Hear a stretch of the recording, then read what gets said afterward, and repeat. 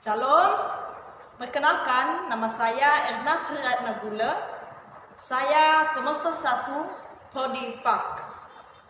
Saya akan menyampaikan ringkasan buku yang telah saya baca atau laporan bacaan. Laporan bacaan yang akan saya sampaikan saya dapat dari sebuah buku yang berjudul Penginjilan Pribadi. Buku yang berjudul Penginjilan Pribadi ini penulisnya yaitu Jean Baptiste Sawadogo dan diterbitkan oleh Gandum Mas.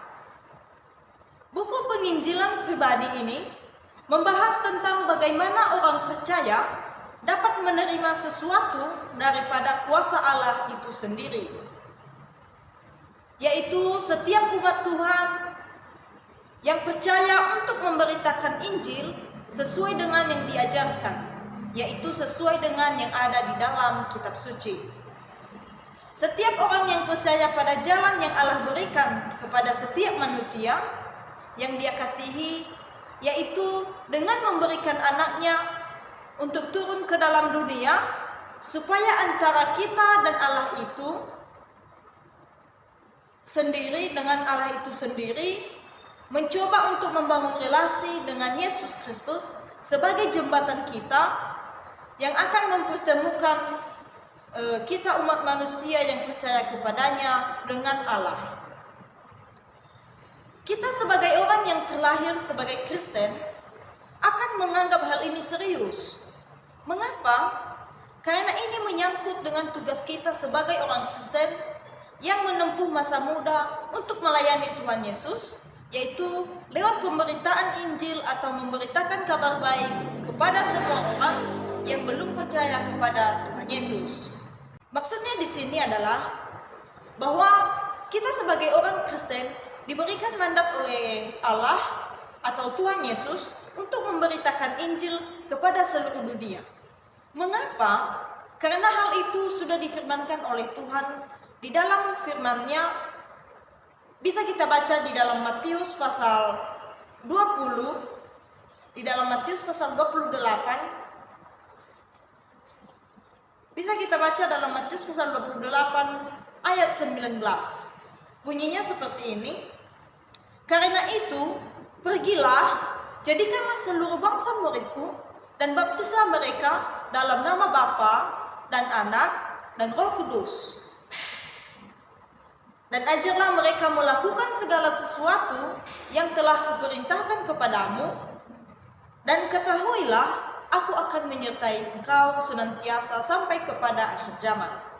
Itulah tugas kita sebagai umat Kristiani yang percaya kepada Tuhan Yesus. Kita harus memberitakan Injil atau memberitakan kabar baik kepada seluruh dunia atau kepada orang-orang yang belum mempercayai tentang Tuhan Yesus. Adapun pemberitaan Injil ini atau kabar baik ini bisa kita sampaikan melalui cara kita berkhotbah, melalui kesaksian kita sendiri yang telah kita alami dalam kehidupan kita, dan lewat berkat-berkat yang telah kita terima dari Tuhan Yesus itu sendiri. Bahkan kita dalam memberitakan Injil bisa kita menyampaikannya melalui bukti-bukti yang telah kita terima. Selanjutnya, di dalam pembahasan buku yang berjudul Penginjilan Pribadi ini, ditulis dalam buku tersebut, Allah membuat supaya setiap manusia tidak selamanya di dalam dosa. Artinya bahwa Allah itu berusaha agar manusia seperti kita ini tidak terus di dalam dosa, karena pada mulanya itu Allah itu menciptakan manusia dan manusia itu telah jatuh dalam dosa. Pada bacaan ini Allah memberikan sebuah tujuan. Dia menyatakan yaitu supaya setiap manusia tidak selamanya di dalam dosa. Nah, bagaimana caranya Allah itu tidak membiarkan manusia tidak selamanya di dalam dosa? Yaitu dengan cara Dia mengaruniakan anaknya yang tunggal, mengaruniakan anaknya satu-satunya, yaitu Yesus Kristus, untuk menebus dosa-dosa kita. Dan Tuhan Yesus sendiri telah dinyatakan dalam perjanjian lama sebagai perantara yang menjadi penebus dosa-dosa manusia tersebut. Saudara-saudari, dalam laporan bacaan ini juga yang telah saya baca ini, Tuhan Yesus ingin supaya setiap orang dapat diselamatkan dengan cara percaya kepadanya lewat memberitakan kabar baik. Itulah juga tujuan Tuhan Yesus ingin supaya setiap orang yang diselamatkan dengan cara percaya kepadanya, mereka bisa percaya, atau orang-orang yang kita injili bisa percaya kepada Yesus ketika kita memberitakan kabar baik. Dan memberitakan kabar baik ini adalah sudah menjadi kewajiban kita atau tugas kita, karena tugas ini adalah sudah menjadi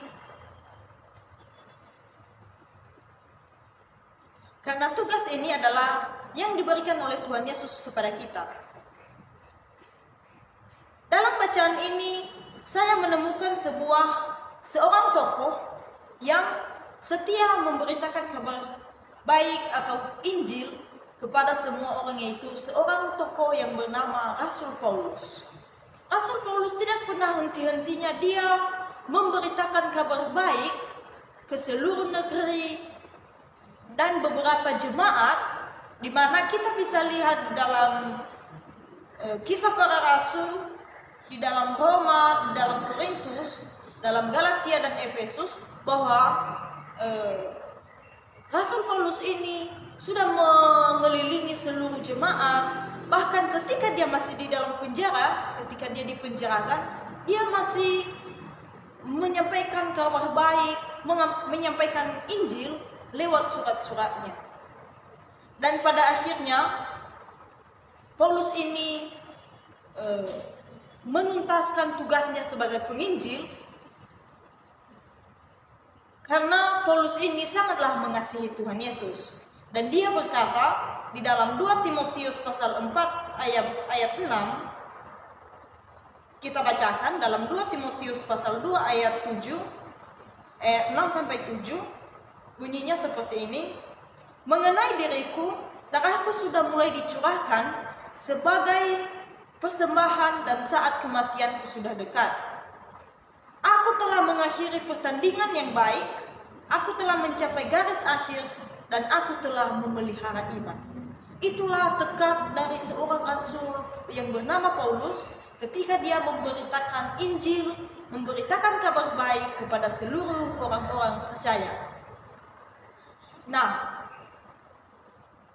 dalam bacaan ini kita bisa ambil hikmat bahwa kita juga sebagai orang percaya harus memberitakan kabar Injil tentang Tuhan Yesus Kristus, karena Tuhan kita telah datang ke dunia untuk menebus dosa-dosa kita.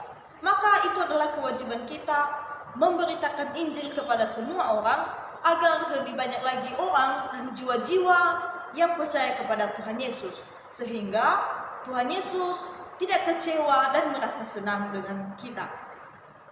Setelah membaca buku ini, saya merasa sangat terberkati, dan saya ada niat untuk pergi menginjili, dan saya ada niat juga untuk memberitakan kabar baik untuk orang-orang yang belum mengenal Tuhan Yesus. Sekian dari laporan bacaan yang saya sampaikan. Terima kasih, Tuhan Yesus memberkati. Shalom.